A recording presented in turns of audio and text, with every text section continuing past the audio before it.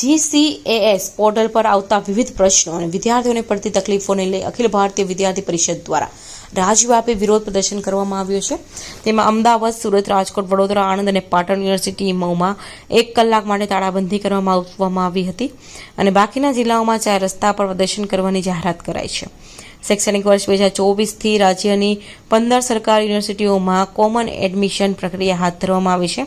તો કે પહેલા દિવસથી જ વિદ્યાર્થીઓને વિવિધ તકલીફો પડી રહી છે। તેમાં પણ પ્રથમ રાઉન્ડ પરિણામમાં છબરડા કરાયા હતા તેમજ ખાનગી કોલેજો પોતાની મનમાની કરી રહ્યા હોવાના કિસ્સાઓ પણ સામે આવ્યા છે।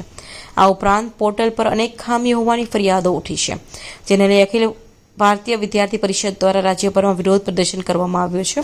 આજે વિનર્મદ દક્ષિણ ગુજરાત યુનિવર્સિટીના 1 કલાક માટે તાળાબંધી કરવામાં આવી હતી અને રસ્તા રોકી વિરોધ પ્રદર્શન કરવામાં આવ્યો હતો। मनोज जैन, गुजरात प्रांत मीडिया सहसहयोगी अखिल भारतीय विद्यार्थी परिषद।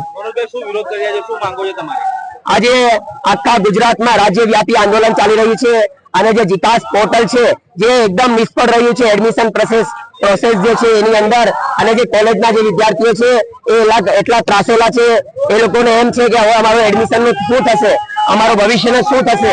એટલે જે વિદ્યાર્થીઓ છે એ લોકોને જ્યાં સુધી એ લોકોને એડમિશન નહીં મળી જાય અને જે જીકાસ પોર્ટલ ની અંદર જે લોકો છે જે લોકોના લીધે આ બધી ધાંધલીઓ ચાલુ થઈ છે, જે ડોનેશન નું જે પહેલા જે ચાલતો હતા ડોનેશન એ પાછું એ પ્રક્રિયા પાછી જો અંદર ને અંદર ચાલવા ચાલુ થઈ ગઈ છે।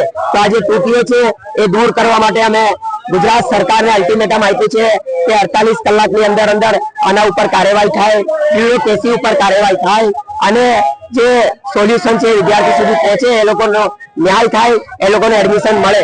અને જો નહીં થશે તો 48 કલાક બાદ ઉગ્રમાં ઉગ્ર હજુ ઉગ્ર કરીશું, આજે તો ઉગ્ર છે હજુ ઉગ્ર કરીશું, એની સંપૂર્ણ જવાબદારી ગુજરાત સરકારની રહેશે।